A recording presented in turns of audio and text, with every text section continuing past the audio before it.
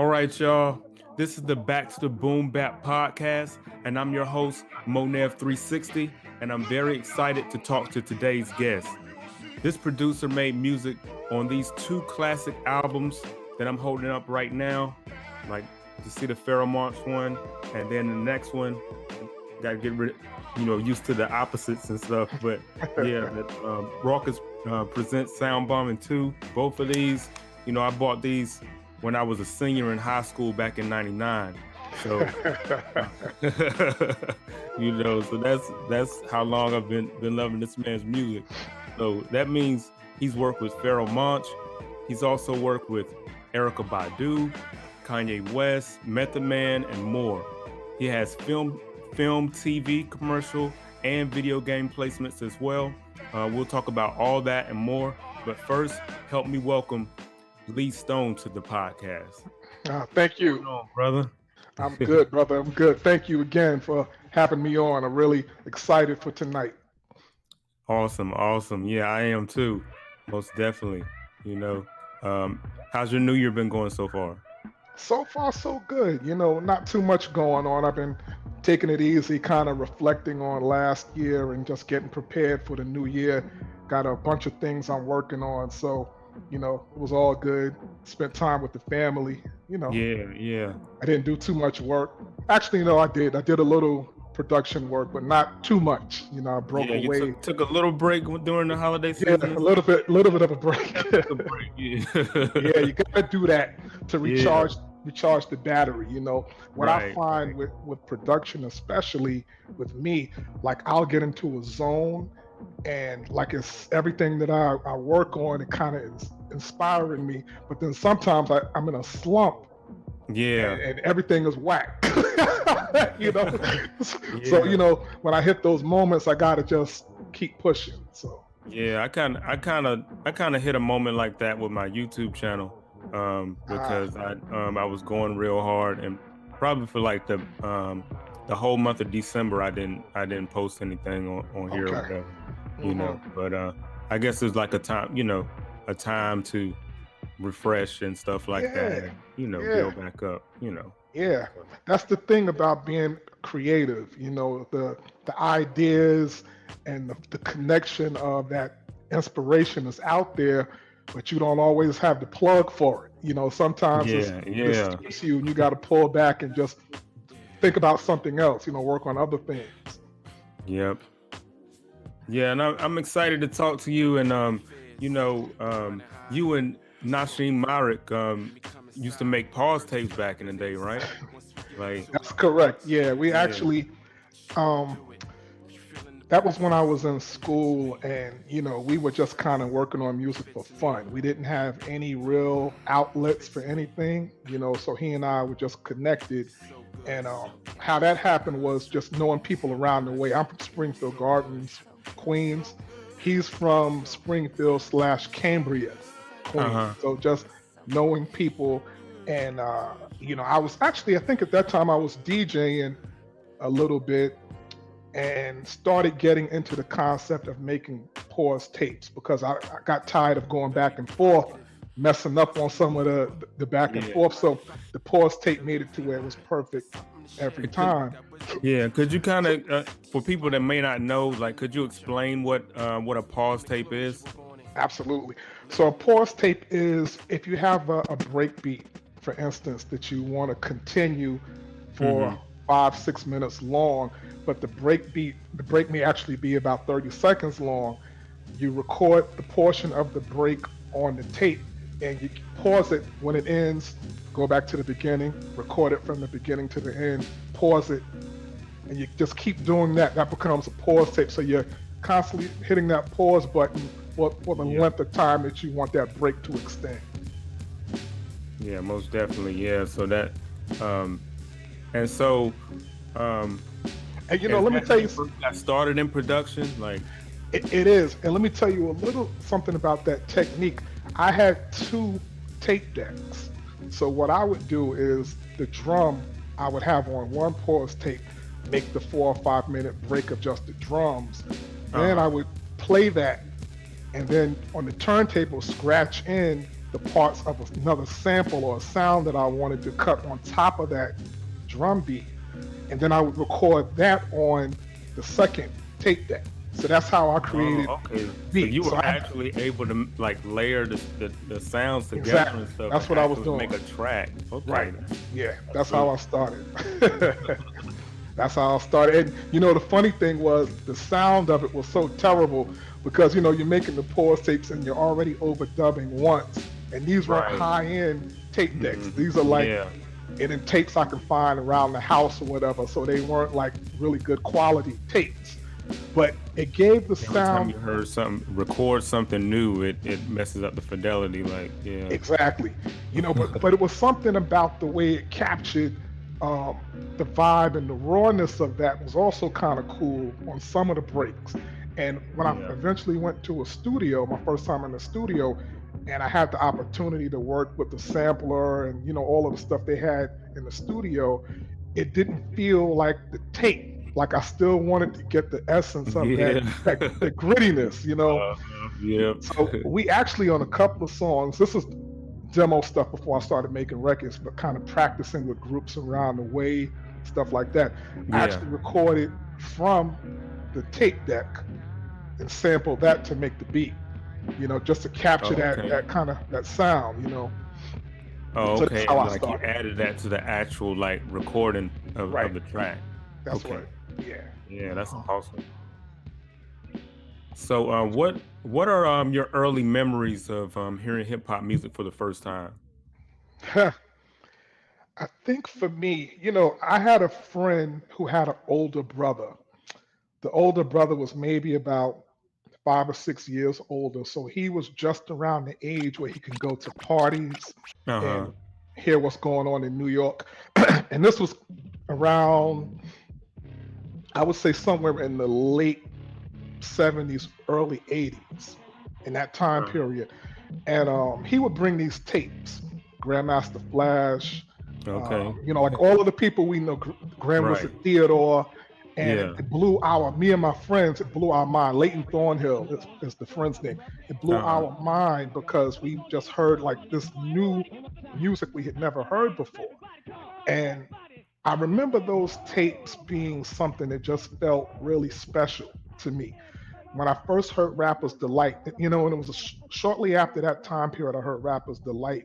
But the Yeah. thing about Rapper's Delight, I mean, it was cool and it's nostalgic and respect now, but it didn't have what I remembered to be hip hop from those tapes. Like it just didn't feel like those tapes from the So let me armory. ask you about those tapes. So like, Hmm. okay, so were those like full on songs, or was it like kind of like the Park Jam type of That's what it like? was. It was just the DJs going back and forth, mixing good times, and the rapper, whip a whip on the wheels, like this kind of stuff going on with Yeah. party vibe. That's all it was. It wasn't actual songs. It was Okay. routines.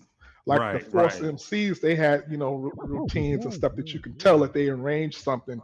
But a lot of the other stuff just kind of felt like freestyle, just vibe for party vibe stuff. Okay, yeah, that's really interesting because I mean, like when you're talking about that, it kind of puts me in the mind of I remember Big Daddy Kane said that from back in the day, the definition of a freestyle was when you had a rap that was something that wasn't attached to an album and you Mhm. spit that rap. It wasn't like an off the top type thing. So Right. was it kind of like that of like when you say routines, that was like, raps they knew and they would say them, on stage and stuff? That's what I imagined because it didn't sound like structured songs with choruses. They may have Yeah. little breaks, certain routines that they would break into. Yes, yes, y'all to the beach. Like little things, Yeah, chants that they would uh-huh. get the crowd into. But it didn't feel like okay, chorus is coming up, break, next Mhm. verse. It didn't feel like that. It just felt like just balls to the wall stuff. Which Yeah. is what I liked about it. So that was those are my initial memories of hip hop. I remember, well, the thing was the Sugar Hill Game. When I first heard that record, I heard it at my grandmother's house. She lived in Ravenswood Projects in Queens, Uh-huh. which is actually not far from Queensbridge, that particular area where, Yeah, yeah. the infamous Queensbridge. So I heard somebody playing it in one of the apartments downstairs. I could hear it blasting out of the window. I thought it was somebody in their environment. I thought it was like live. Oh, There was okay. no way in the world this was a record. Because Yeah. I knew all of this stuff from tapes and parties. So I'm listening. I'm a kid listening. I'm like, oh shoot, there's somebody named Big Bang Hank downstairs rhyming. Like I Wow, literally wow. thought it was going up. Now, of course, I later found out what it was, but Yeah. those were my early memories of hip hop. Just the energy, the excitement around it, and the freshness and the newness about it was just really Yeah. intriguing for me as a kid. And it Yeah. inspired me and my friend Leighton Thornhill to create a crew ourselves. So I Uh-huh. was like What was 10, the name of the 11. crew? We had a couple of names. The first name was, I think it was Disco Enterprise. That was the first Okay. name. And Yeah. then the name after that was the Kids of Finesse, because we were all kids like around 11, 10, 11 years old, Kids of Hmm. Finesse. And my name was Kid Quick.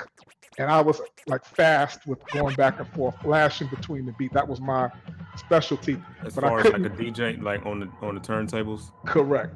And I couldn't use the Kid Quick name because there was a DJ in Southside Jamaica, Queens that had that name. Older guy, and Oh people told me, it's like, yo, yeah. Lee, you can't use that name, man. Because at this time, if you took somebody's name, it could actually mean you're gonna get into a fight. Right. Yep. Yeah, it wasn't about I'm gonna Yeah. take a little piece of your name and flip it. No, this meant somebody may come see you. So my Yeah. friends were telling me, yo, you can't use that name. So it became Easy Lee. Easy Lee became the next name. And of course, Okay. somebody else had that name.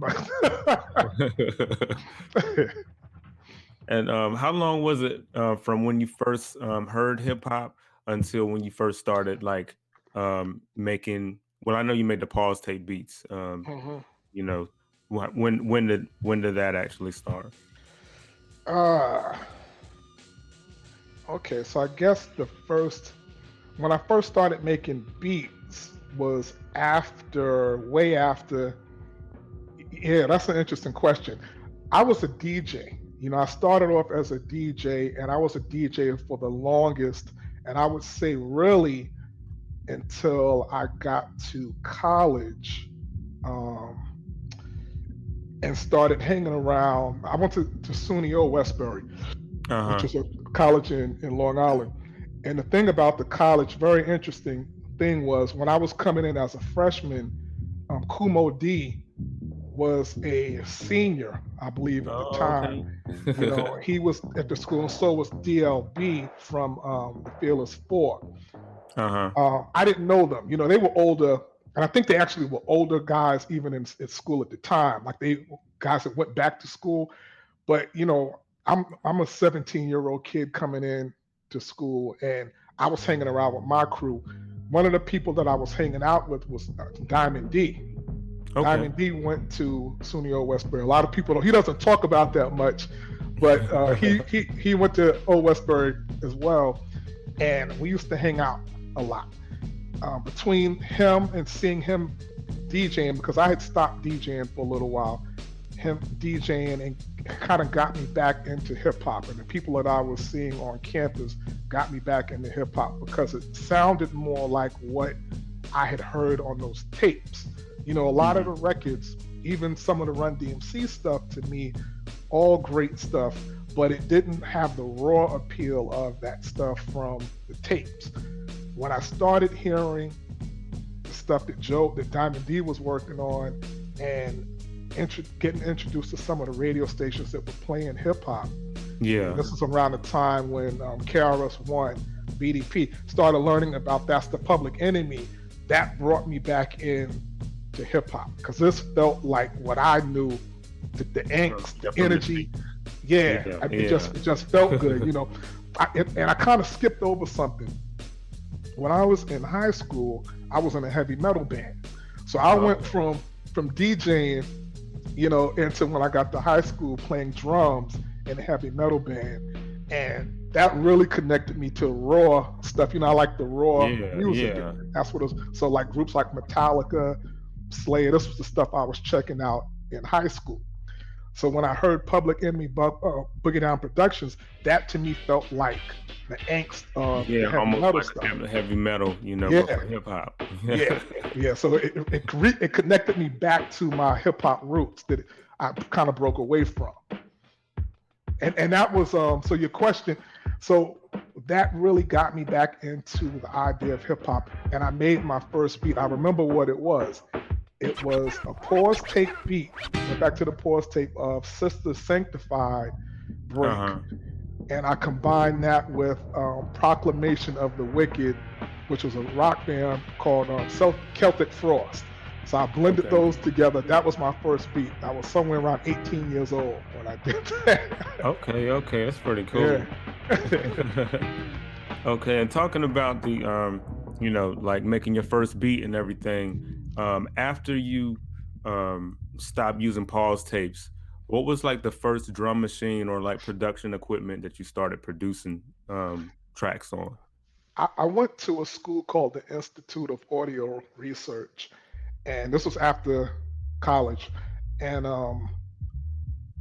when I finished my coursework there, I got an Alesis, some kind of sequence. I can't think of the name of it. It was a really small. Was it almost like a keyboard, like a controller almost? It was a keyboard sequencer, is what it was. It was like a HR16, something that kind of name.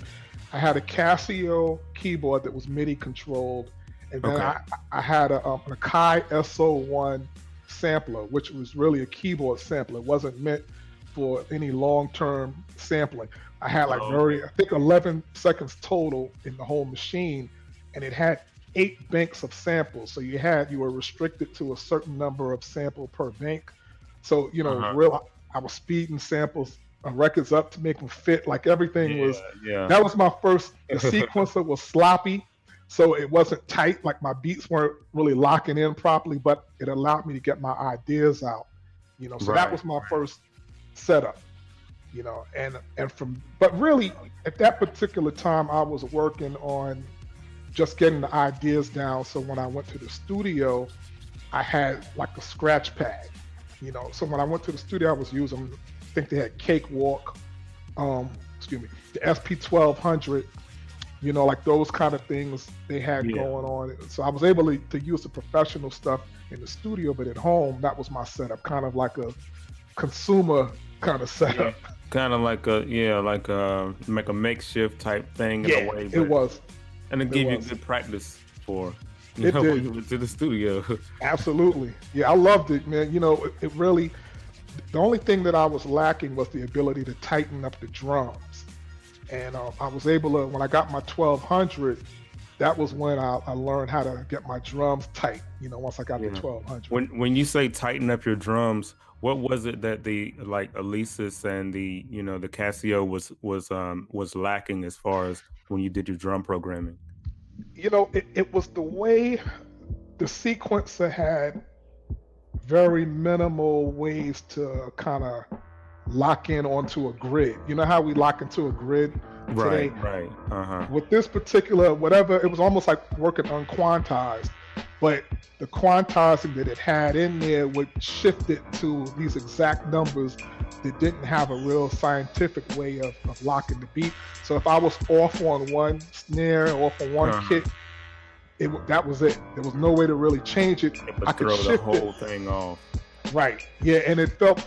Now, interestingly enough, no one ever heard it as being sloppy. And people like today, because of things like Jay Dilla, people who introduced the idea of unquantized music, they probably would have heard it and been like, yeah, you were doing that stuff before, because it felt kind of that slop groove, is what a lot of the beats were at that time that I was working on. But it wasn't what I was going for. Yeah, at the time you didn't like it because you wanted it to be locked in. Locked in, yeah. Yeah, that's really interesting how things can shift, in different, absolutely. Different eras and stuff, and people come out and innovate things, Mm-hmm. Okay, and I also want to go back to you had I had talked about Nasheem Malik, when you doing the pause tapes and everything like that. Since you knew him from back in the day, y'all were in like kind of close neighborhoods. Were you ever thinking about being a part of the Hitmen back in the day? When Nasheem started interning with Puff. I remember him. He went away for a little while. I think he was even living wherever Puff might have been in Syracuse at the time. I don't think he was in Mount Vernon, but wherever he Hmm. was at that particular time, he was away, and he would come back and kind of talk about what he was working on. But it didn't. To me, it just sounded like he was doing something. Now, remember, Uh, this is not. This is before all of the stuff happened. And yeah. I was always working on with groups around the way. He was always doing stuff with groups around the way. He had a group called Sticks and Stones that included Harv Pierre as Uh-huh. part of the Yeah. group. So he was always doing something. So this to me just sounded like him doing something else. So I never really connected the idea of, I need to go with the Hitman. Now, at this time as well, I was in school, so I Mhm. was always working on other things for my other side of my life too, outside of Right. music. So I didn't really take it seriously at that particular time. Yeah. So yeah, I just kind of wondered that since you knew him and stuff, But yeah, hmm that makes sense. Yeah. I didn't really, until actually you're talking about Nasheem, when he went away and then I was finishing school and working on school, I didn't hear from Nasheem for a long time. Then I heard about the work he was doing. I was like, oh, he's doing this thing good. So it wasn't until Simon Says it was hit. Monch was in the studio somewhere in the city in Manhattan. Uh-huh. He ran into Nasheem at a session, because the climate, the culture at one time in New York was everybody was always working, everybody was always in the studio bouncing around. It was a really a good scene. So he Hmm. ran into Nasheem at one time, and Monch was like, "Yo, I worked on this album with Lee, and this song." He's like, "Lee Stone." So that reconnected me and Nasheem. Nasheem's like, "Give Lee my number, tell him to call me." So then we reconnected after a long break. That's how we started Oh, kind of okay. hooking back up. Yeah. Okay, and you mentioned Pharaoh, and so that leads me into my next question. Um, like World War III is one of my favorite songs on Sound Bombing too. Like Thank you. I love, yeah, no doubt, man. Like I love Pharaoh's first verse on that, and like also those horns. So Ah, like so when you're picking samples for beats, do you like skip through the record and kind of just find what you want like that, or do you like play the whole song and then you hear it and kind of conceptualize it in your mind? Like how do you do it? it depends on the record. That particular record was Cool in the Game, and Hmm. the record itself was kind of like disco-y. Like, so it's Yeah. not necessarily something you would hear and feel like, okay, this is an old soul record. This is a great record to sample. I'm gonna sit here and meditate on it. Um, it was really a moment that I found, and it depends on the record how I kind of approach it. With that particular record, Hmm. I was listening to it, needle dropping, just kind of going along, seeing what it was. I didn't think it was going to be anything. It was a relatively more recent Yeah. Cool in the Gang record because it was something from the late 70s, which, Yeah. at that particular time was like a kind of a no man's era. Like Right. nobody was Right. really flipping stuff from that era. But Yeah. I liked the way it felt, and I felt like there was something there that I could create kind of a boom bap groove from that Yeah. horn. But that's not typical. Like, it depends on the record. Some records are to me so special that I don't even work on them because the approach is not there for me yet. But Yeah. some Yeah. records are like no brainers. It's the first opening line. It's open, no drums in it. Feels good. Let's go. But other songs I have to listen to and kind of feel out what it is that I appreciate. And hopefully, um, bring something to not necessarily improve, but to kind of reinvent it and make it just as good, or if not better, in our format of hip hop. That kind of thing. So I have a real respect for the record, the original. When I'm Right, right. Do you remember what drum machine that you made that beat on? it probably, yeah. Oh yeah, that would have been the 12 SP 1200 and the Okay. 950. That would have been most of internal affairs was the 12 and 950. The stuff that I worked on and stuff that me and Mach worked on. Well, one song, I think it was Hell. Hell was the only record that I worked on that I used the 2000, Mm-hmm. PC 2000, but everything else was SP 1200. And the interesting thing about what I did is, even though I was working on the MPC 2000, I sampled my drums in the 12 and then resampled them back into the 2000 because I wasn't quite ready to break away from the 1200. Yeah. So I was like, I gotta keep that grittiness. And my engineer at the time, Troy Hightower, he was telling me, it's like, man, how you gonna leave the 1200 and you're gonna miss that low bit sampling? And I was like, yeah, that's true.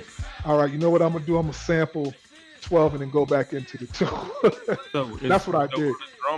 So are the SP 1200 drums like really better in that regard as far as the grittiness than like the MPC 2000 or whichever? Did you say it was MPC 2000? Correct. The thing was, that was the talk, right? Like everybody at that time, because we're in a period where people using the MPC 3000, the 2000 had just dropped. And a lot of people had a lot of hate for the 2000 because the 2000 was a little bit less expensive and it wasn't as kind of, I guess, prestigious as the 3. So the 12 was still golden era legacy machinery. So people believed that it had better drums, the grittiness that it brought to the table. But, in hindsight and in listening to it today and kind of having more experience, I don't know that it made much of a difference sonically, really. Mm-hmm. I think it coming out of the machine, there are filters and different things in the 1200 that the MPCs don't have and Right. never did have. But the reality of it is you can make the drums. You can't change the bit maybe in the MPCs, but you can kind of roll off some of the top end if you wanted to, which on some level is what you're doing. When you hear the less of the quality, it's just not as brilliant and high fidelity. It's sounding a little bit more muffled, Yeah. and that kind of dirtiness that people like. I think there are ways to kind of mimic that dirtiness, and you don't have to have the 1200. Right. Does the MPC have like EQs like on it that would help you kind of achieve the sound that you wanted to as far as getting the drums how you want them? Absolutely. The 2000 had filters that you can go in and low pass, high pass filters. Okay. And you can manipulate the sound that way, which is a lot of technique. A lot of people use that technique to kind of make the bass low and have just the bass sub out the bass and not have the high part. Like during that era, that was big. So the MPC had that and has that, still has it with even the software. And what was the other thing you can do? There were ways to play effects. The 2000 also had a card in there where you can do a lot of different things with reverbs, flange, different things to give it a different vibration than just whatever you put into it. So, yeah, and that's the thing about technology. There's always a conversation. It doesn't matter what you're using. It's all about the ideas. There's partial truth in that, but then there's also truth in the technology, because if I can get to something quicker using something that's more modern and something that's allowing me to do things that I could never do on the 1200, then by all means, I'm going to use this new thing and get to my ideas quicker. It does make a difference, Absolutely. Like when you put it like that, Absolutely. There's certain things that certain machines can can do, certain sounds that Hmm. certain drum machines have, like, So, Absolutely. The thing, like you mentioned, World War III. The funny thing about that, and to your question about the machine, the SP 1200 let me down. I remember I had the uh-huh, session to go to Sony Studios to lay World War III the next day, and my uh-huh. machine crapped out on me. Like it would not load my disk. And Oh I was like, how is this happening? I finally got it to load, but it didn't load the sequence. It just loaded the sounds. So I was like, what's going on? I went to Mancha's house, lived about 15 minutes away, and got his SP 12. And I had to reprogram the beat. So it wasn't quite the same as what I had. And yeah. I was even in the studio reprogramming parts of World War III because I had it laid out in it.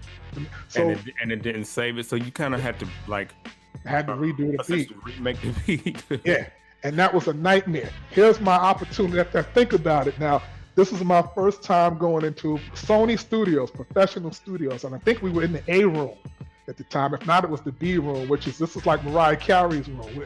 We're in like Oh, okay. a serious room to record this.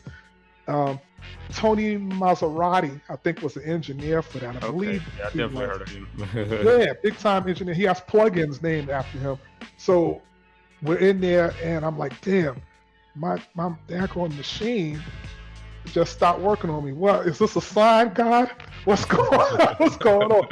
But I worked through it and got it to be, I would say, in my feeling, about 99% of what it was when I originally made the beat. When it was just a demo. Yeah. Yeah. That's awesome, man. And like, I don't think I had asked you, like, when did you initially meet Pharomonch? Or how did that happen? um, I met March through a mutual friend. That's another interesting story.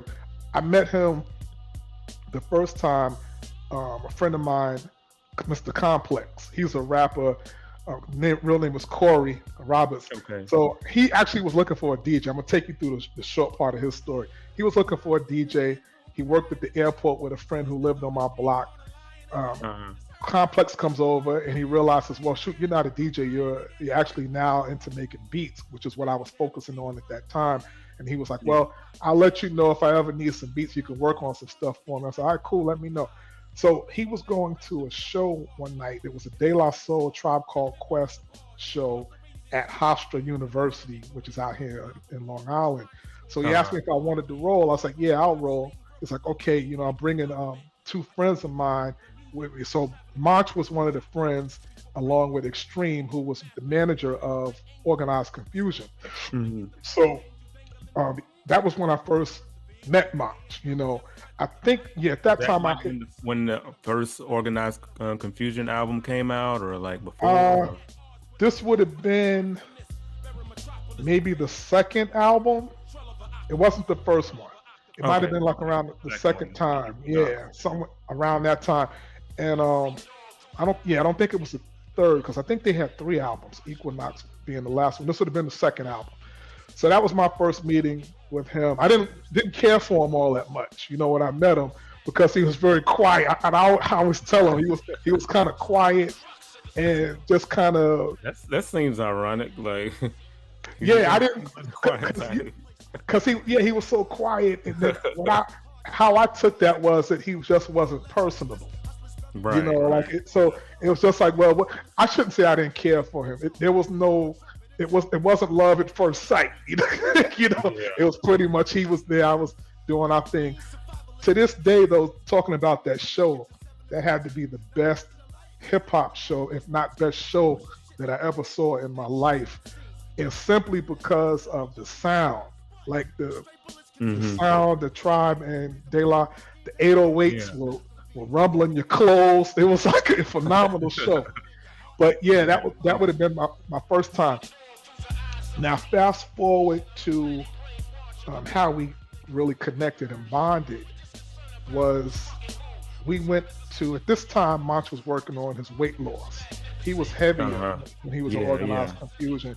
And I was also going to the gym a lot.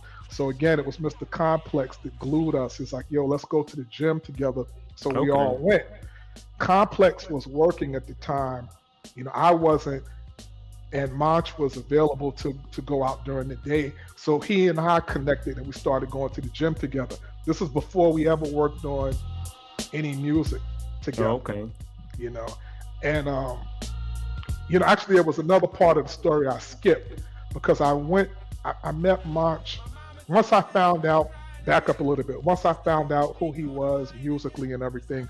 I wanted to get him on a song that I was working on. I went to his house and he liked the track, but I don't think he liked the song so much. So that was that. We just had that was our exchange together. The gym came later and we started to just go to the gym together, helping each other out, spotting for each other. And that's how we connected. Okay. Yeah. That's awesome, man. Like building a friendship, working out, stuff like that, and then it just evolves into when working in the studio and stuff like that.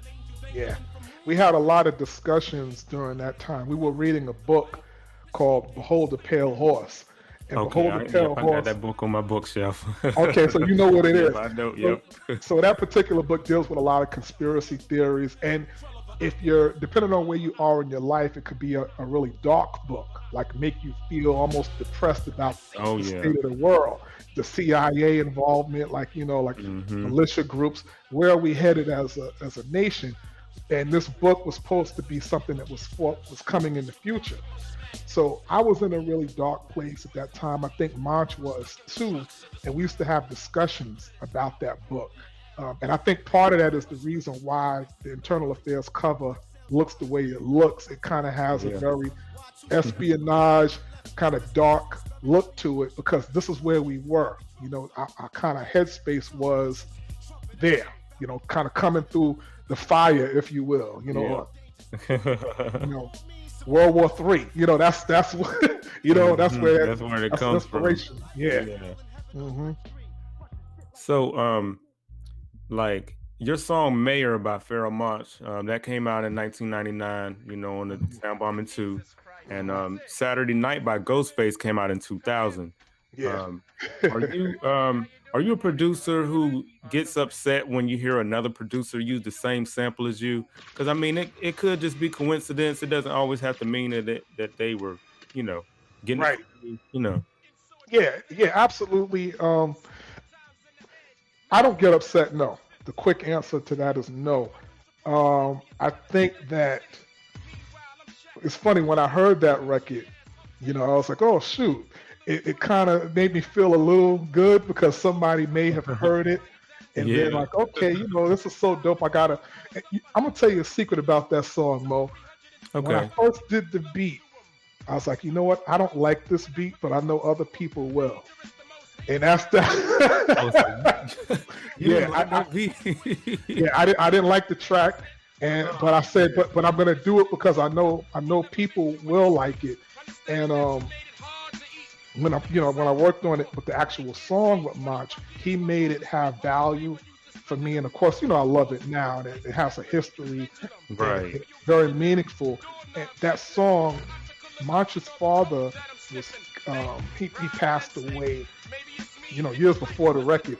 But he always felt like he passed away because of the stress of Giuliani, who was the mayor of New York at the time, firing or being someone who had a lot to do with firing people in transit, and because of the stress of that, he felt like his father was broken and ended up having a heart attack and passing away.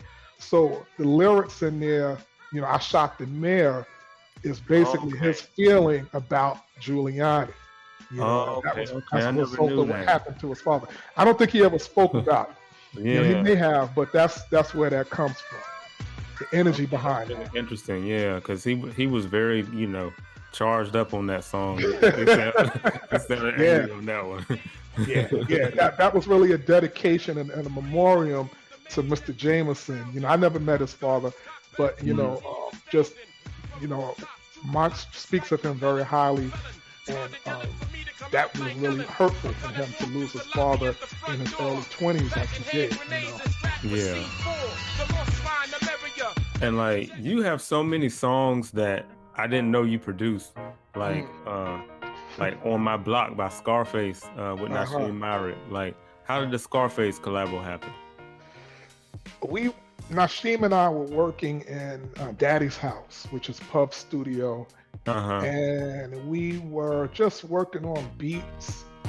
And Harv Pierre, no, that made that's not that one. I, I don't really quite remember. We were just working on beats at Daddy's house, and just every day we worked on stuff. We would put it to the DAT tape, which is the way we would record the stuff. Yeah. And different A&Rs and different people were always passing through, listening to stuff that we were working on. This was kind of after the Hitmen. Uh-huh. There wasn't really much going on at Daddy's house at the particular time. We were kind of the only ones in there quite often. I think Carl Thomas came in there once, but this was after Biggie. Yeah, after all, Biggie and Mason. Yeah. During that time, so we were just working. Like almost every day, we were at the studio working.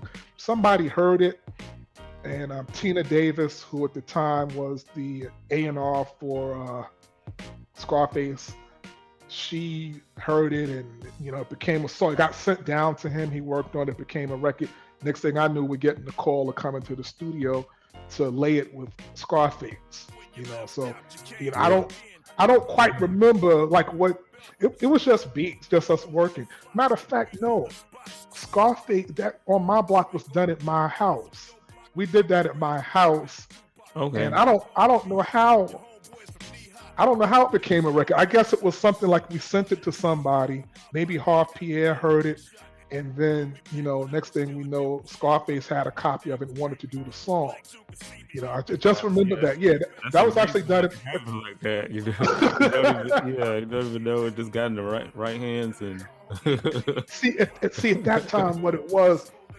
New York was such a hotbed, and at that particular time, we're coming off of a lot of music out of New York. Nashim being the guy who made Who Shot You from Bad Boy. Me with Simon Says and stuff, like all of that stuff was hot. So just making a beat tape, people would check it, and you didn't know how it was getting passed around at that time, So I don't really remember. I can't fully answer that, but I can tell you that we worked on it at my house, and just shopped it. Just kind of next thing I knew, it was something.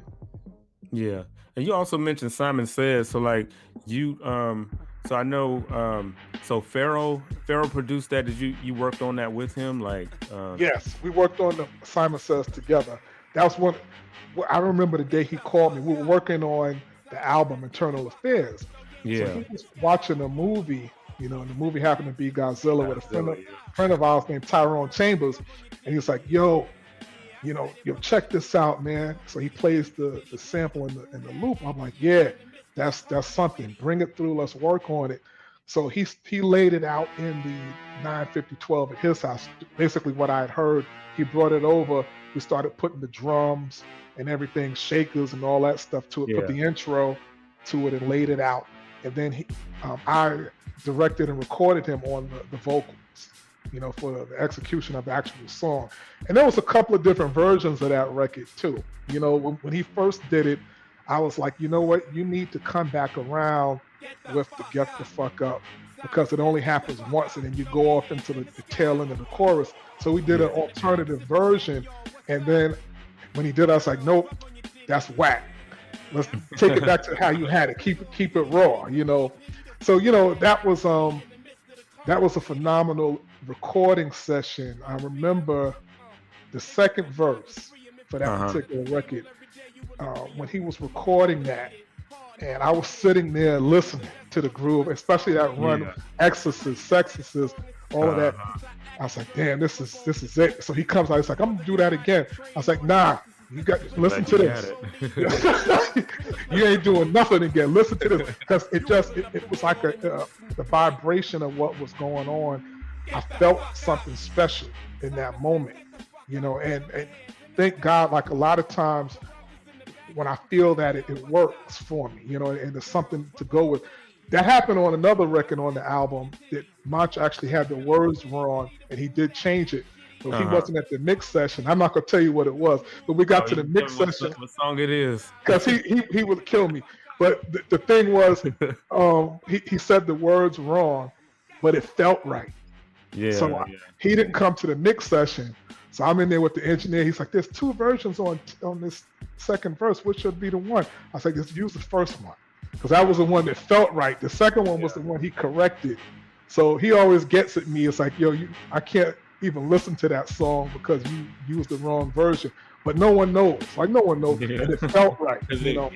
We probably wouldn't know. It was a real small. Unless you told us. Yeah, probably still might not know. Probably not. Probably not. So yeah, he and I worked on Simon Says together. Okay, let me ask you something else about Simon Says.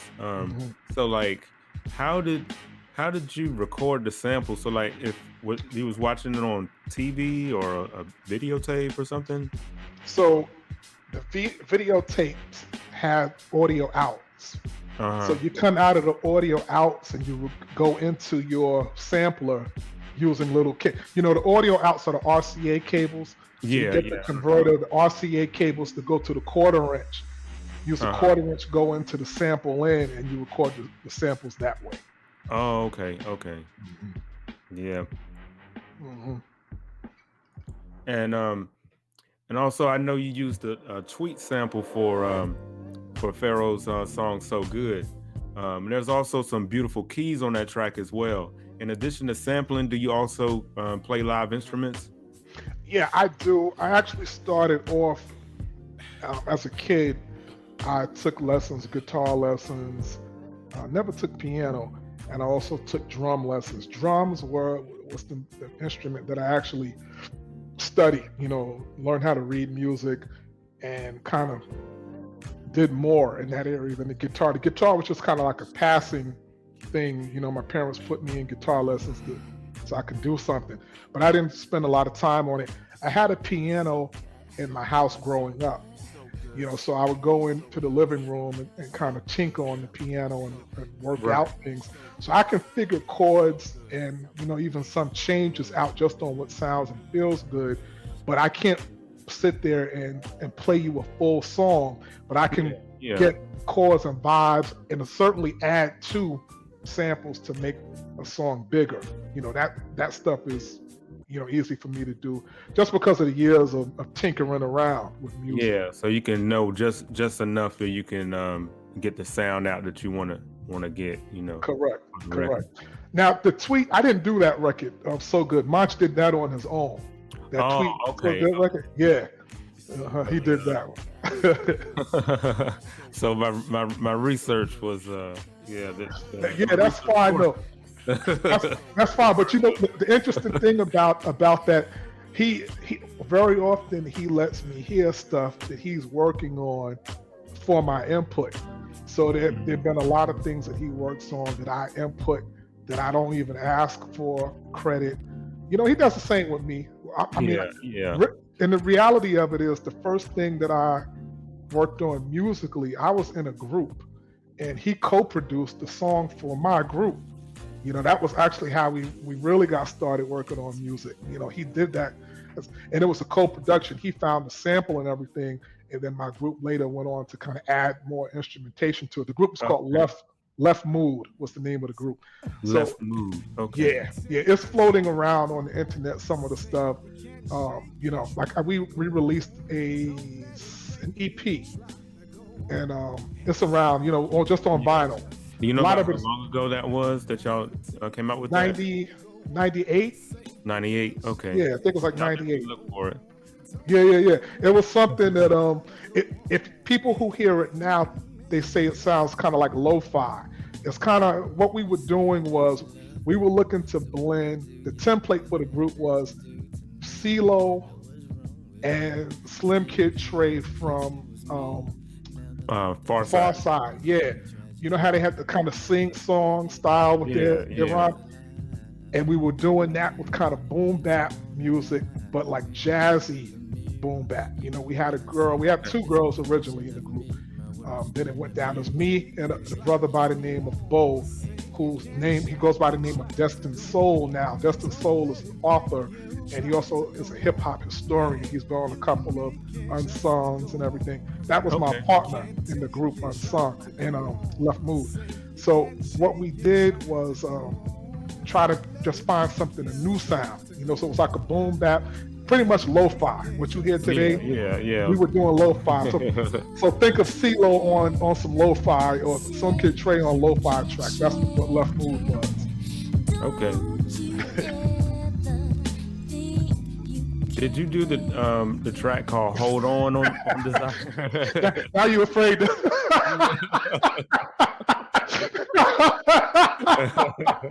Yes, I did do that one. Yeah, I did that one. That was around the time. I'll tell you another thing about that beat. Nasheem and I we were working on stuff for Shine, and I actually did a song on Shine's album called The Life. Okay. Song. Yeah. So I wanted to do more for Shine. So that particular track, I was trying to do like a skip beat. Shine had a song that he did with Darrington Levy that had like a little skip to it. And I wanted to do like a skip kind of jazzy thing. And I thought Shine would sound good doing his kind of in-between groove. And I made that beat for Shine. Actually, that was made for him. I also wrote the chorus for that. I sang the chorus, and I was hearing Philip Bailey from Earth, Wind & Fire in the falsetto doing that. I wanted him to sing it. So when I sang it, I referenced it that way. Monch heard it and fell in love with it and wanted it. So he got it. So we referenced the record with Mila Machenko, who was one of his background singers. And, at the time, he was on SRG Records, or Steve Rifkin's record label. Lauryn Hill actually wrote. We sent it to Lauryn Hill to do the verse, to do the part that I referenced. She did something totally different. She almost did like a rhyme to it. This was around the time when Lauryn, I think, was going through some difficulties, so it was after the record, and she wanted to kind of, I guess, do something different, rather than the singing stuff that she did on her solo record. But it didn't really work for the record for us. It was kind of too avant-garde. We were looking that you had to tell Lauryn Hill no. Well, and it wasn't, and it was really just a matter of it just didn't fit. It didn't fit the record. It was a little too much for it. We just wanted to follow what I had written. So it went to Erykah Badu after that, and she did it pretty much the way that I wrote it. She added the atlas at the end, but that was how the vision was for that record. She saw it through.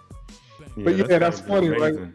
Yeah, to have Erykah Badu on a track you made, Oh yeah, It was especially at that time, that was when she was really just smoking hot. I mean, she's always a talented person, and just great artist. But at that time, it was like everything was golden. Like she was at the top of the game pretty much there. So it was phenomenal. Still is phenomenal. That she worked on that record. Yeah. And what about the Method Man song, The Motto? How did that track come about?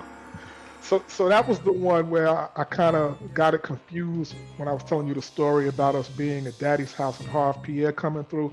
That was what happened with that record. Nasheem and I were working on beats at Daddy's house, and Harv Pierre came through, heard that one, and before we even finished it, he was like, yeah, let me have that particular track.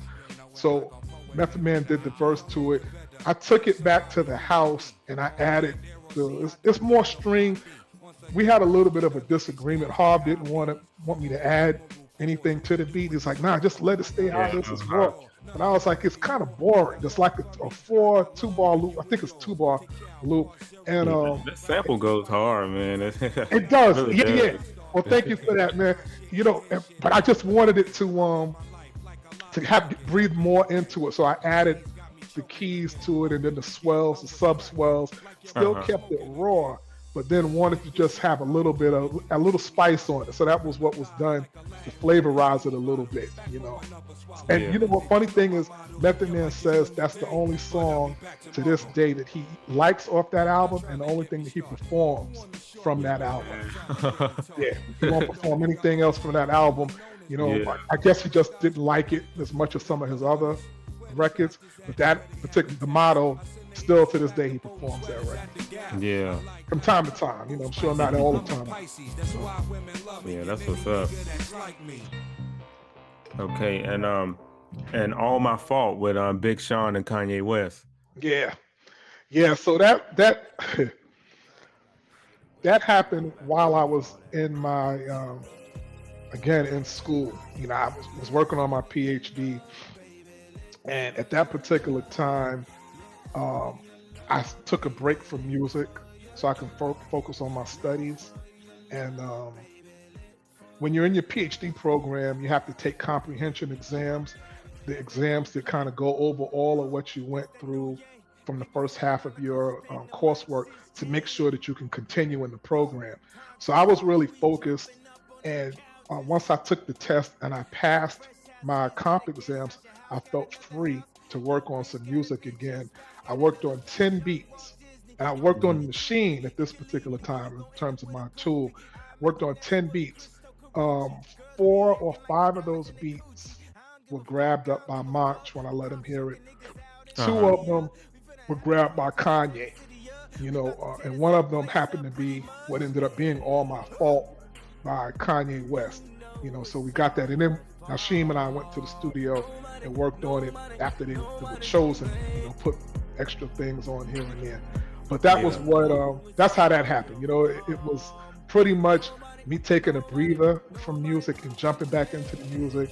And it was a pretty good average to have like 10 of those tracks that I work on. What's that? 7 of them or 6 of them became get placed. You know, that's amazing. And also, I mean, it's a blessing. Yeah, I also just want to say, like, congrats on you know, obtaining your doctorate degree. Thank you, man. Thank you. You know. Yeah, thank you. Yeah, it was a difficult time. I wouldn't take anything for it, but it was cool. I enjoy looking back on it. I enjoy it. You know? Yeah, I'm pretty sure it was you know, some heavy coursework and stuff. Yeah, it was.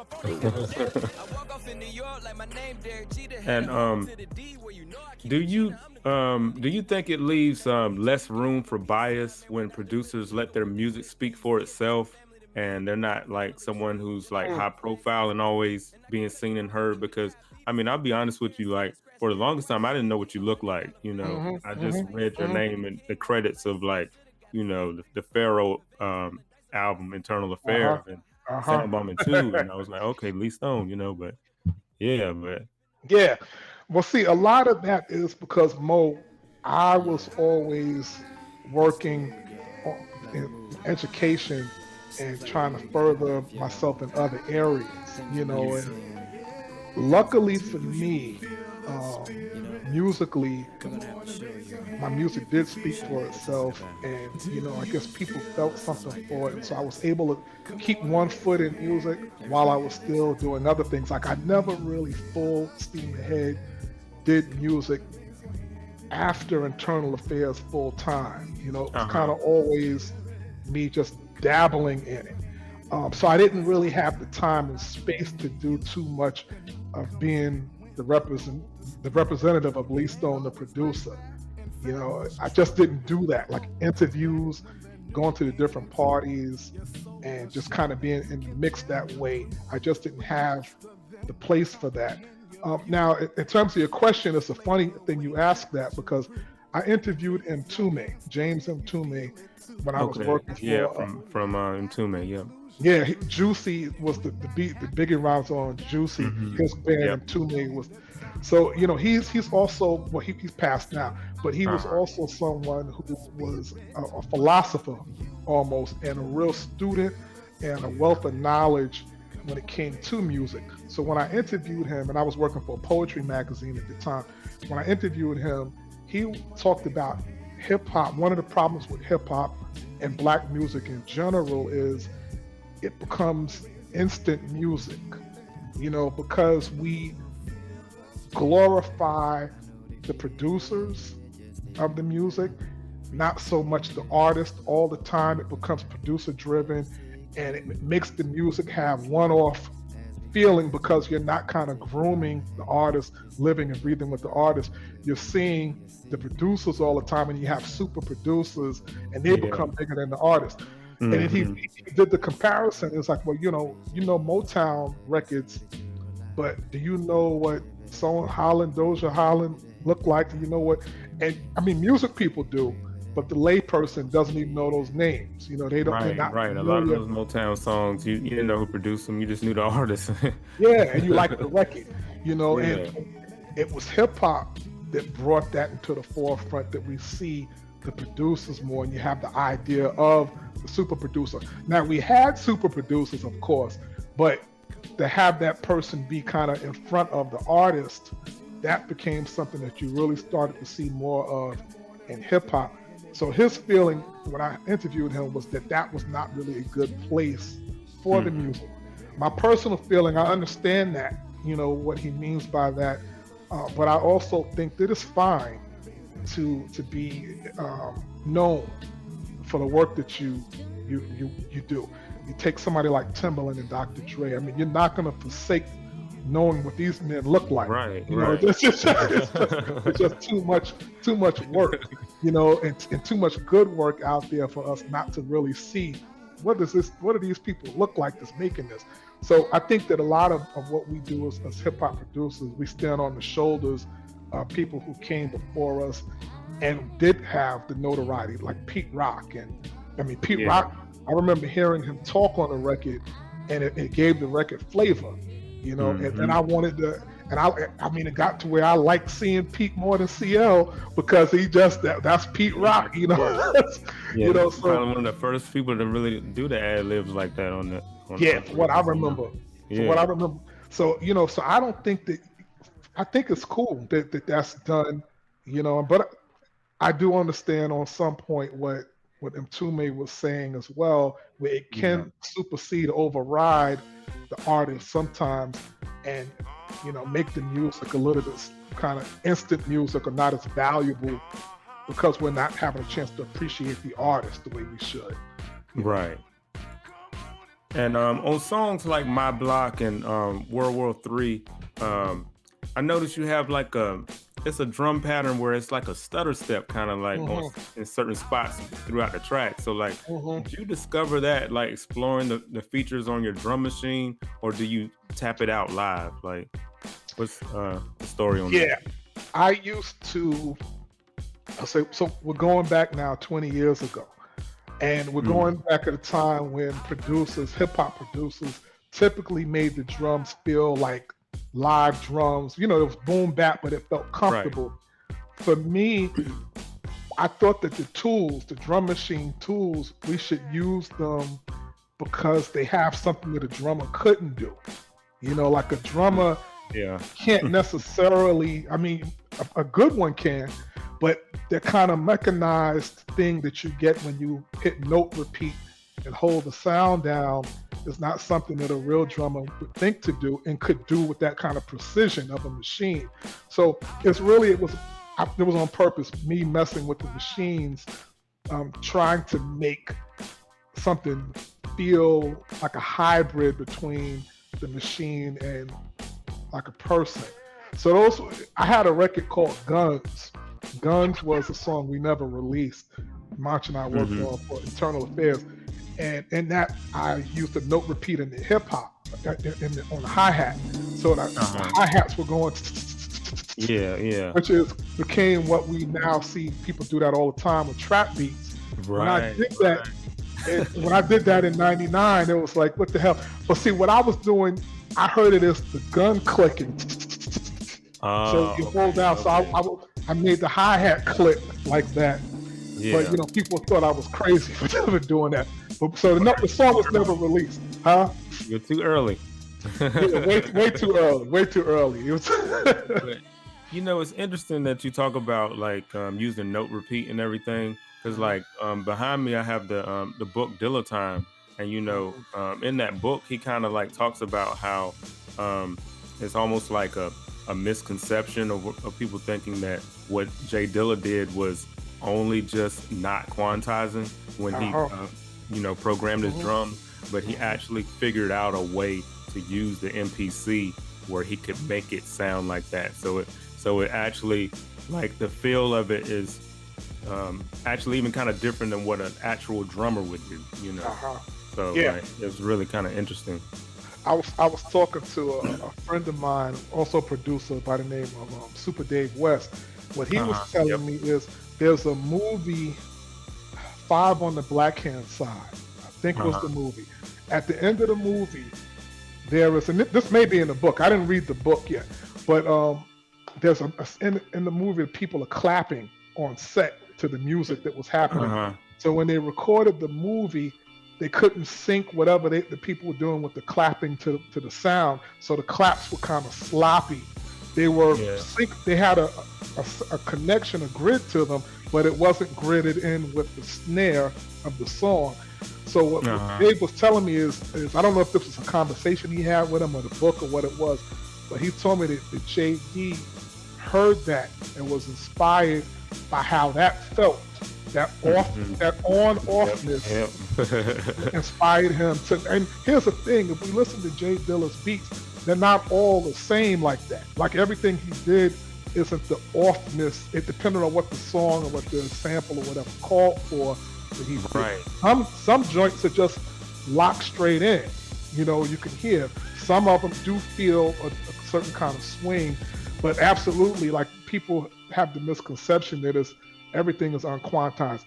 Hank Shockley from Public Enemy, you know, he's a mentor of mine.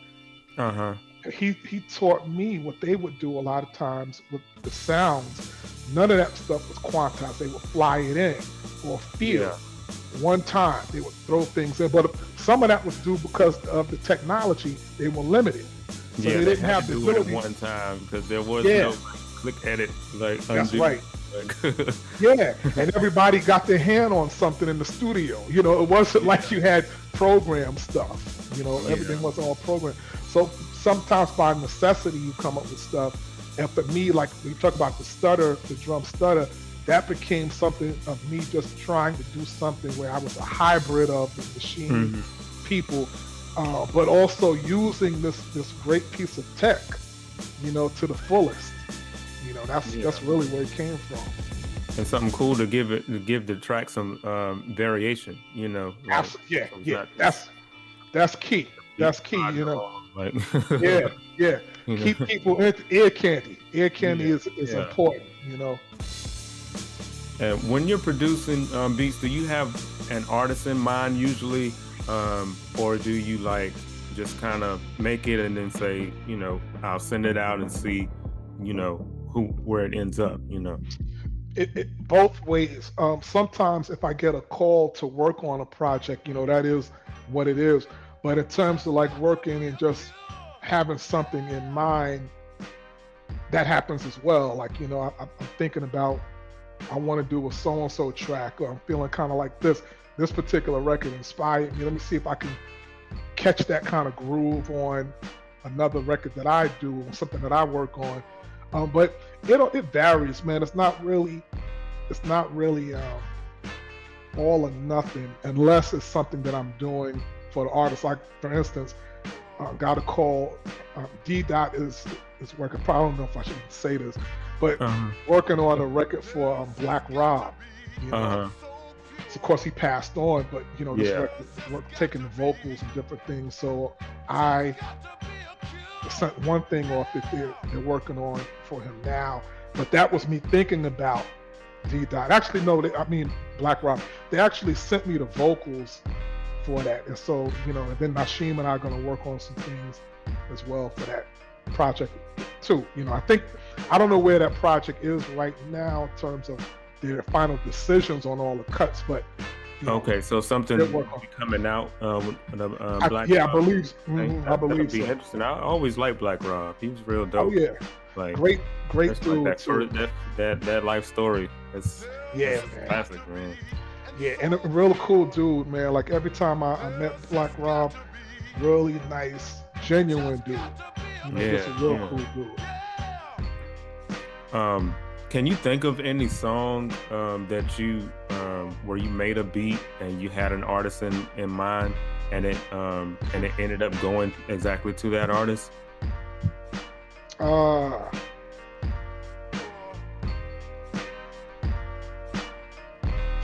that's an interesting. I'm trying to think of somebody outside of Munch, because of course with him, Yeah, yeah, quite you often, I know, sometimes I know, sometimes he picks something that I didn't think about for him, but to have something in mind for someone and it goes to that person, huh, I have to look at the, not offhand, I can't even think of anything okay, okay, yeah.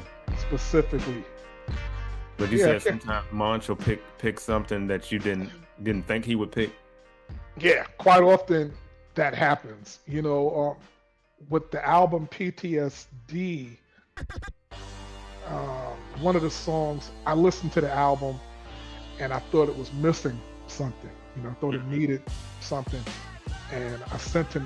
This is an example of the opposite of what you just said, actually. So I made this track for him because it was what that record needed, and it ended up being "Bad Motherfucker." That was a song that, I made it specifically because I thought that the record was very cerebral, and I didn't. That "Bad Motherfucker" was his title. I actually wanted it to be called PTSD, Post Traumatic Slave Disorder. I wanted the title, and I wanted him to talk about the disorder that Black people have based on the history of slavery. Because the Right. whole album was based Yeah. on like mental health, so I thought that would be cool. He didn't do that. He made it Yeah. more of a histrionic record, which is, when somebody has an inflated ego, I'm a bad motherfucker. So he took it in that direction, and the chorus was what it was. But that energy of that record was something I was like, this record needs some energy. This is what it needs. He's like, I could see why you say I need that. Okay, I'm gonna write to it. So he was in Australia at the time and wrote to it. And he sends back "Bad Motherfucker." I'm like, I wonder why he decided to go in that direction. But then when I heard, I was like, all right, that's cool. Let's do it. Yeah. But outside of like, I have to think on that. I'm sure there's something that way. It's just not hitting me right now. Yeah, I guess because it probably just ends up where, when you make a beat, you never know who's gonna gravitate to it. That's Yeah. probably mostly what it is. And most of the time, I'm working on stuff like just on vibe. The stuff you get, I get more calls for stuff like a commercial and film. That stuff is a little different because it's a specific thing. Like working for artists, usually it's like, what you got. And it's like, well, here, check this out. Yeah. And then something's chosen from there. Yeah, and that I'm glad you had mentioned about film and stuff because you did some music for Neighbors 2 with Seth Rogen and Zach Efron, right? Yes. Yeah. So is that like Yeah. music that's actually like in the movie or is it on the soundtrack? It is. It's the soundtrack has On My Block on it. The song Neighbors 2 TOO is Uh-huh. actually in the movie. So it's part of the actual score of the movie. And Okay. I have yet to see the movie and see. Yeah, it was just something like they wanted something. So it was I something think I that they, seen the first one. I can't remember whether I seen the second one or not, but I know I had watched. I think it was the the first first one. one. Yeah. Yeah. The first one, I don't even know if I think I may have seen it, but people like it, like one of those kind of wild comedy movies. People like it. Yeah. So, and then Seth Rogen, people, funny dude, so people liked Yeah. it. But yeah, so that was something that came about because of the licensing of On My Block. They already wanted that song and did license the song, and then said, we love this so much. What else do you have? That Mhm. they think we're looking for stuff. So sent a couple things, and that was one that was chosen for the film. That's awesome. Mhm. And you've also done music for other films like My Baby Daddy and Honey, as well as like TV commercials and video games. Um, like, as far as TV and film placements, is that more lucrative than beat placements, or is it kind of about the same?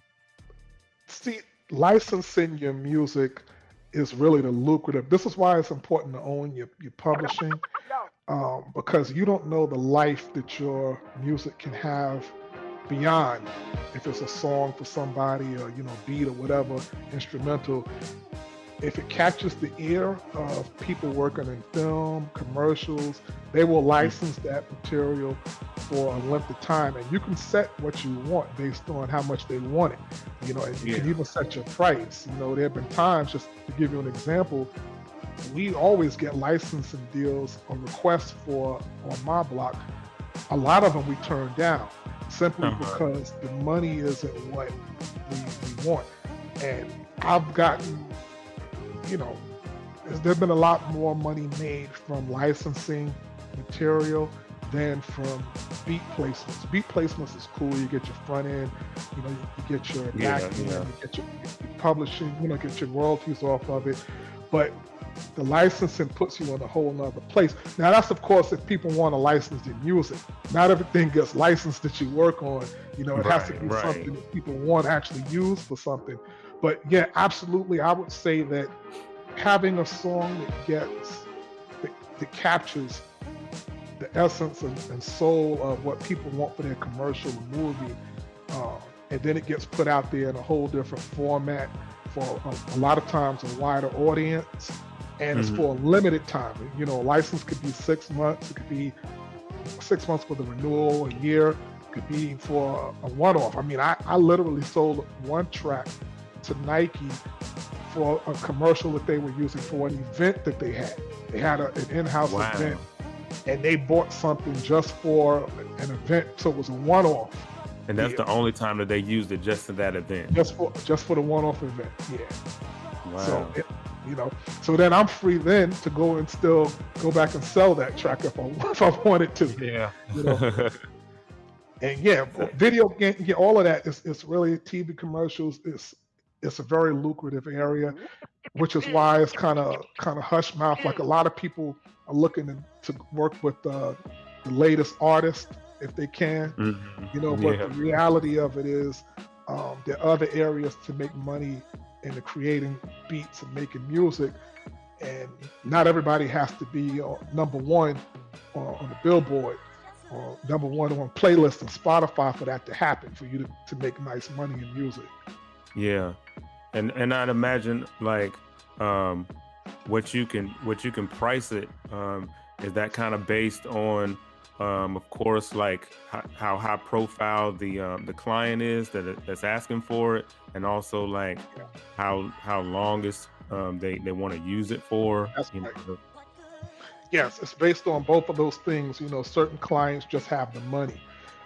Very often when ad campaigns, people are working on ad campaigns, and then they hire music supervisors to find music to go along with the film or the TV commercial. These are like third-party people working for, let's say, like T-Mobile. So it's not T-Mobile directly looking for it. It'll be this third-party company that's putting together the ad campaign, and a lot of times they try to lowball you in the beginning because they've been given a budget already. Their budget has already been given to them. So if they can get it for less money, that means they get to keep whatever they don't have to use to secure the music. So once you've been around, that's what the game is, and where how much they can really offer based on the client. Once you hear who the client is, it gives you an idea how much you can request. So absolutely, it depends on, and also the length. One of the other things too, I'm very particular about how the music is used and what it represents, especially in a hip hop format. So I had a discussion with Scarface about On My Block. Speaking of On My Block, this one particular commercial used the music in a way that made it look like some kids created the music. It showed I think it was a girl on the piano and another kid on a drum machine. So people who don't know the song, which is a lot of people who may not necessarily know the record, we're talking the song is almost 20 years old now. So if you're watching the video, you're watching a commercial, you would think, oh wow, look at that, that's a nice song that these kids That made. kids Yeah, made, yeah. right. So it presents the song in a way, it takes away. It's Yeah. funny, but that people don't think about the image of how the music is being used and the legacy. Mhm. Part of the reasons why I decided to use my name for production and not something else is because I am concerned about history and being a researcher, the importance of being able for people to connect the dots about what really happened behind the scenes on things. So yeah, so anyway, that was a long way of answering that question. Yeah, I appreciate it. Yeah, you dropped a lot of gems, Well, thank you. with that, most definitely. And you've done music for like Madden football and Reebok, Lugs, and Comcast. Does it make it easier to create music when you know that it's for well-known brands that we all know and use? You know what? Not necessarily, because when you're working with an artist is kind of plugged into the culture. And you know what they like a lot of times, at least kind of, and Yeah. then they know what you do, so you can kind of connect, kind of in that place. Sometimes because of the ad campaigns, when you're dealing with people who are representing the company, not necessarily the company, maybe not even really knowing the hip hop music per se or the culture. They just want something. You don't want something that sounds like Annie Up. You know what I mean. So, Yeah. so everybody wants something that sounds like Annie Up. So but the reality of that, even as a creative, you may not even want to do that because that's that brother of D. Who was it? I can't think of the brother's name. DR period. Yes, DR period. Uh-huh. Real cool brother too. Actually met him. Hank Shockler took me to his house around the time that record came out, and real cool brother. Like that record, that's his thing. Simon Says it's his own thing, and I don't know that you can't. It's more than just the music. It's the time behind it. It's the zeitgeist behind it. Like all of the stuff that's happening, the artist on it, and a lot of times the ad campaign, people from the commercials, they just kind of, I want that, and I want this. So they could sometimes be a little bit more difficult to work with and create for, because you got to kind of break them out of what they think they may want to have, and because you still want to be creative in it. I don't want to make another of something else I already did. If it comes and it feels like something I did, that's different. And I'm not going to sit in front be like, I want to do another so-and-so beat that I did 10 years ago. That's not fun for me. Yeah, because that's what I was gonna kind of ask you too. Is like, when you working on TV and film and video games, like, how challenging is it? Because I know they have an idea in mind of what style and stuff that they're looking for, but like the way, how can you meet in the middle of like, this is what I bring to the table, and I'm gonna try to appease you, but still, yeah, and that's like crazy or corny, and that's really what it is. Luckily, I will say, I think that a lot of the companies, the marketing companies, and a lot of the companies looking to use hip hop or even dance music, they're a little bit more clued in to what is a little kind of cooler, for lack of a better way of saying it, and not so much like the kind of campy hip hop, like maybe 10, 15, even 20 years ago. As long as you had the drum loud enough, it was hip hop, so we're not really there anymore. I think that has a little bit more taste now than it used to be. So that makes it a little easier to, just be an artist when you're doing stuff for movies and film commercials than it used to be. Okay. And you reunited with Pharoah Monch for his group 13. About how many songs did you produce on A Magnificent Day for an Exorcism? 3. I believe it's 3. The Racist, which is actually that's a favorite one of I don't of Dave Chappelle. He loves that record. Matter of fact, Love he Dave plays the Chappelle. show. Yeah, he plays it. He plays it when he performs out his last leg of the tour. He was playing it on. You know how he plays music at his shows live. I Yeah, don't know if you've yeah. ever been to. Yeah, he was playing it, and his show he called either the first podcast, A Magnificent Day for Exorcism. So he named it after the album. I'm a big Yeah. fan of the record and the Racist, especially that particular song. I did. Notch and I did that. Kill Them All Again was another one, and then Kill Kill Kill. Yeah, all of the killing records. That wasn't me though. That was Monch deciding to write it that way. You know, Yeah. there's a video for He Kill didn't know Kill what he was Kill. gonna say on it when you made the Didn't beat. know, didn't know, but but you know what? The Kill Them All Again, the intro and the vocal chop that's in there, I can understand it because it starts off by saying ashes to ashes, dust to dust. So it had to be something about life and death on some level. So, Yeah, yeah. connected to what he was doing with the project, he's kill them all again, So I get it. I get it.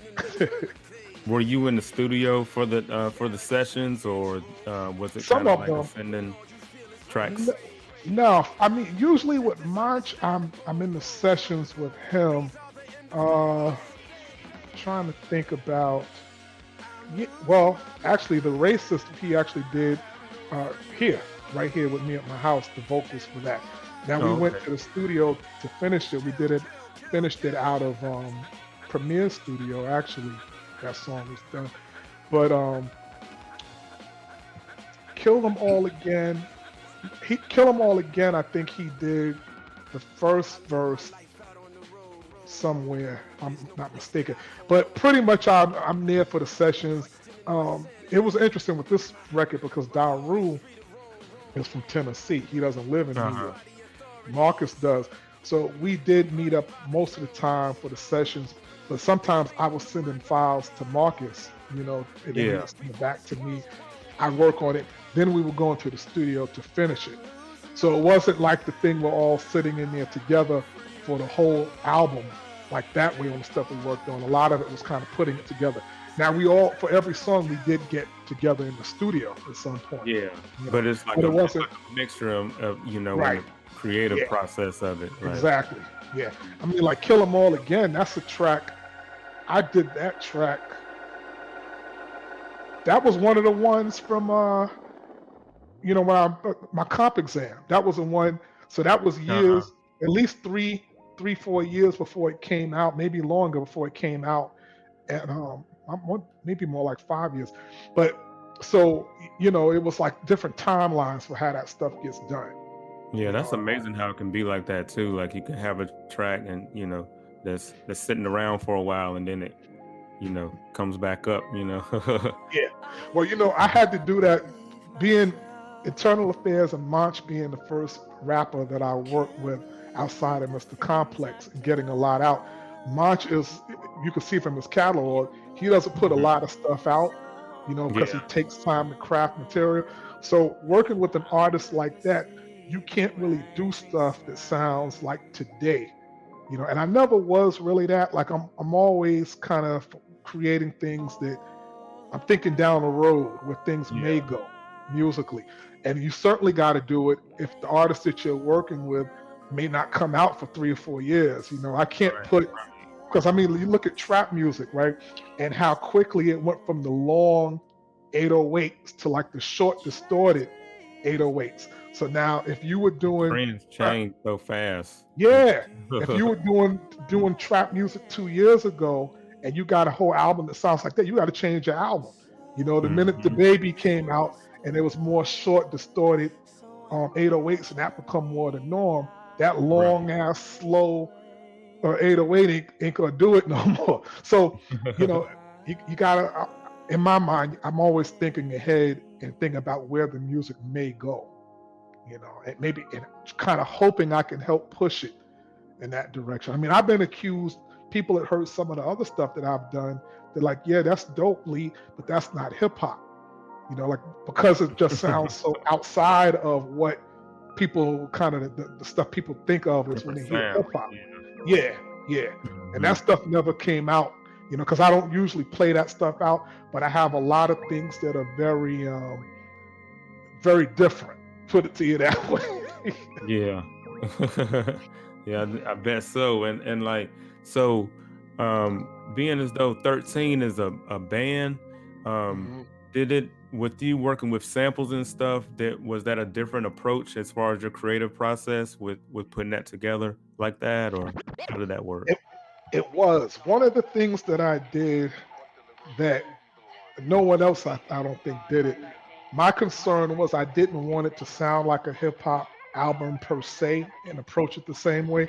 So I used drums that were not, I used live drums that I programmed. I didn't use drum samples from like break beats or like battery and stuff like that. So I you played used them yourself and like sampled yourself?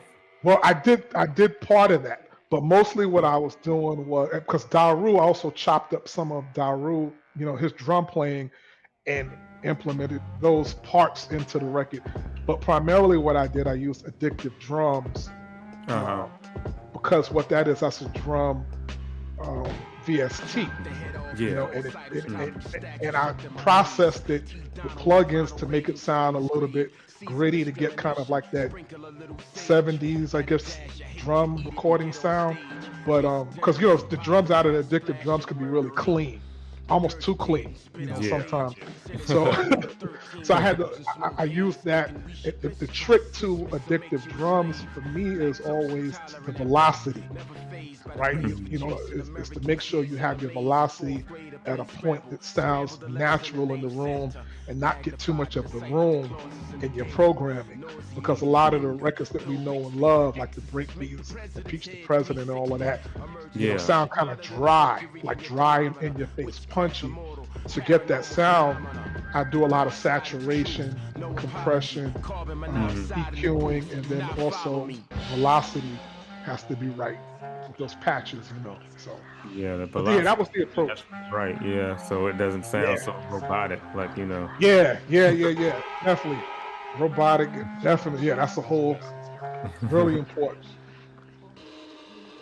Okay, and I was uh I was excited to see that this year, I don't even know if, whatever you want to, if you can talk about this, that Pharaoh Monch is releasing a Yeah. sequel to Internal Affairs called External Affairs.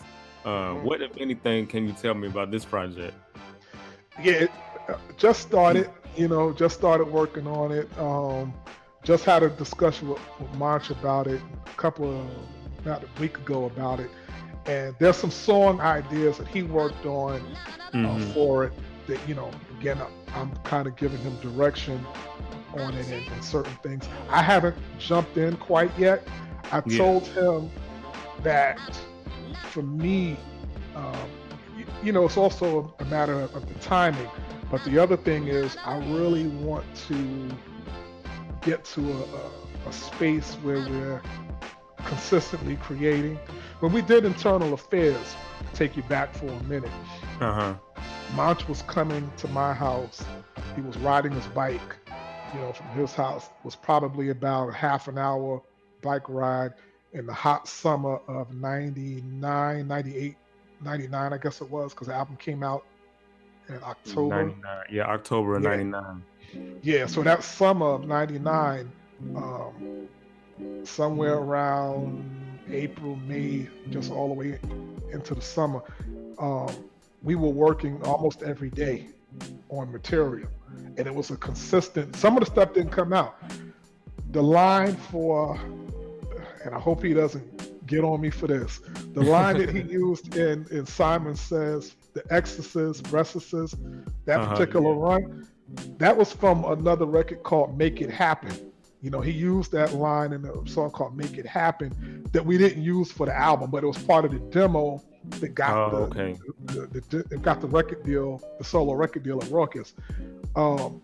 So, and we were jamming, we had people coming through playing the drum machine. I get on the bass. get on the keyboard, like just musical sessions, enjoying ourselves, doing stuff. That was the birth of Internal Affairs. You know, it was like a consistent kind of synergy going on to make that stuff. Even the stuff that he chose for Diamond D especially, he's playing me the beats, and we're discussing the stuff. You know, like the approach, the chorus idea. You know, I gave him the idea to do the singing on that, but that was because we had developed had a working kind of relationship. Yeah, it's different now because, you know, it's different time. We're older. We're not don't have time to be in the studio as much as we used to be. Me especially. So, you know, but I want to find a way to kind of capture a little bit of that feeling so we can build from that place and not just be, you know, here's a beat for you, go on and rhyme to it, let's see what you got. You know, just to have a little bit more. Get that chemistry back of how it was on Internal Affairs days. Yeah, exactly. Yeah. So that's right now, I can tell you that it's going to be, the energy of it is going to be similar to Internal Affairs. I don't know about the sonics of it. You know, it's going to sound better in terms of like the sonic quality. It's going to sound better. But in terms of like the feel of it, I can tell you what it won't be. It won't be 13. There's a conscious effort to not make it 13, you know, so it won't be guitars and drums, hip hop, you know, because that's closer to what 13. What I wanted, solo album, right? It's gonna be a Fairmont solo album, and I really wanted to be a black record, you know, like just super black in terms of soul, like deep, like heavy soul.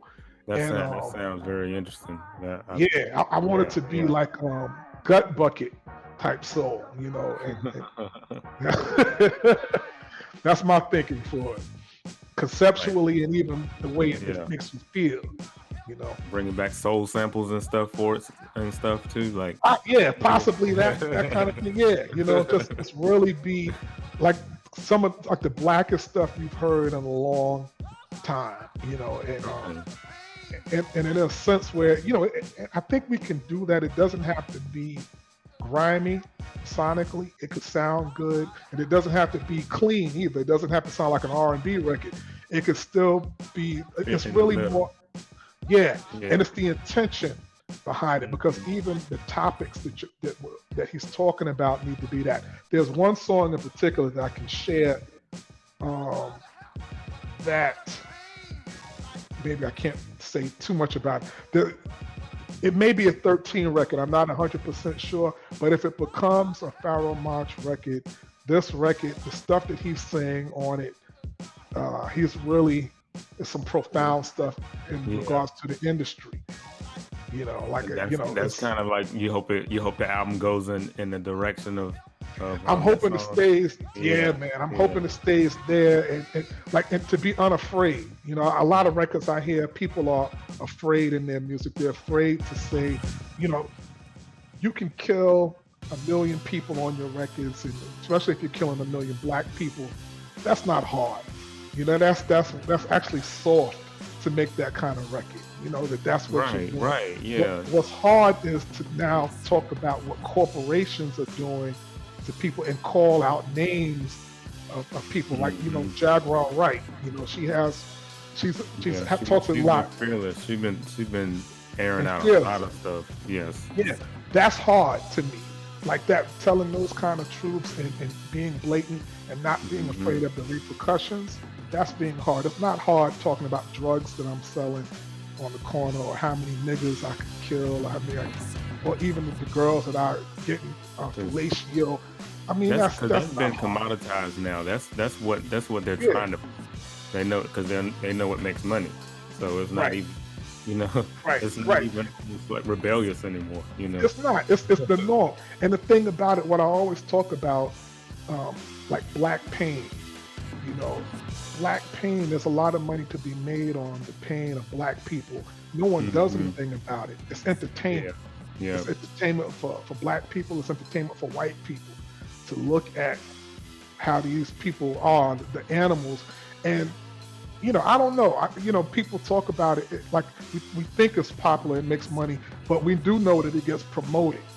And it gets promoted because this keeps the people who are represented in it, meaning black people, marginalized as people. You can't be competition in the world, in the place of career-wise, or even people who are in the world just being regular individuals. You're not competition if you're in jail or someone standing on the corner.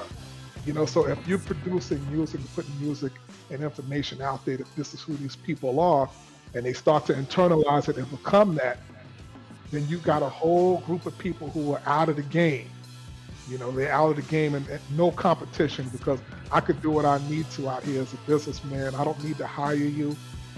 I don't need to look at you as equal. Matter of fact, I can kill you. If I'm a cop, I can kill you and not have any repercussions. All the time. All the time. No repercussions at all. Right. Mm-hmm. And that's not all cops, of course, but we see it happening. I'm not sure it happens to other people, but again, the portrayal is not a real outcry from anybody when it does happen. You hear outcry for a minute, but then we move on and we back in the club, whatever. So, hopefully one day, the best thing that we can do is keep speaking out about it, and absolutely our voice on it, mm-hmm. and be hard, and that's why with this album, External Affairs, for it to be that record, that's a hard record to me, to really call out what you should call out. It's easy for me to say black on black crime. Why is there black on black crime? To make sense, if I'm marginalized, not doing well, seems like I would be robbing people. And if I'm living in a black community, I'm going to rob and kill the people who I'm around. So that's normal behavior. What's not normal is people who are not marginalized keeping their neck on people who are. That's what's not normal. Keeping their knee on people. I said that wrong. Keeping their knee on people's necks. Yeah. Mm-hmm. Well, Lee Stone, I have thoroughly enjoyed this conversation with you. Me too. We touched on so many different things. You dropped so many gems. And if anyone out there wants to reach out to you for beats or to be on podcasts or whatever, how can they reach out to you? I think the best way is probably on Instagram. It's I don't use my Instagram that much, but it's what is it? I think it's at Lee Stone Music. I think at Lee Stone Music, yes. At Lee Stone Music. Yeah, it can also be emailed at leestone777@gmail.com. Edit that part out if you care. Let me say that again. They can reach me on at Lee Stone Music and also leestone777@gmail.com. Okay, yeah, that's what's up, man. I definitely appreciate you coming on and letting us know this information about your music and about your discography, man. It's awesome. Yeah. And Mo, to you, thank you so much for continuing to be someone who upholds music, hip hop especially, and wishing you a lot of success on your podcast. I did check out a little bit and I saw, your intention behind what you're doing. Beautiful work. Keep it up, man. Keep it up. Thank you. I'll definitely spread the word about you as well and help connect you to other people who you may want to interview as well. We could talk about that, Okay. Yeah, I'll definitely get with you about that. I really appreciate that. All right. Appreciate you, man. All right, man. All right. Thank you, man. Good talking to you. Stay in touch.